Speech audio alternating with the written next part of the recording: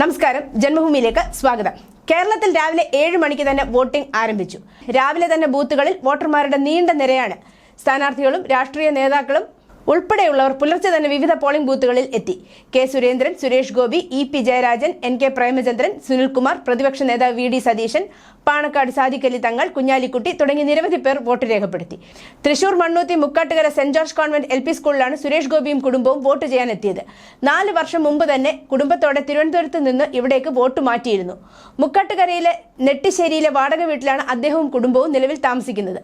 ബൂത്തിൽ ആദ്യ വോട്ടർമാരായി എത്തിയതും സുരേഷ് ഗോപിയും കുടുംബവുമാണ്. താൻ ഒന്നാമത് വോട്ട് ചെയ്യാൻ ആഗ്രഹിച്ചുവെന്നും എന്നാൽ മുതിർന്ന പൗരൻ എത്തിയതും ബൈസ്റ്റാൻഡർ വന്നതും കാരണം 10ാമതായി വോട്ട് രേഖപ്പെടുത്തിയെന്നും സുരേഷ് ഗോപി മാധ്യമങ്ങളോട് പറഞ്ഞു. News desk, Janmabhumi.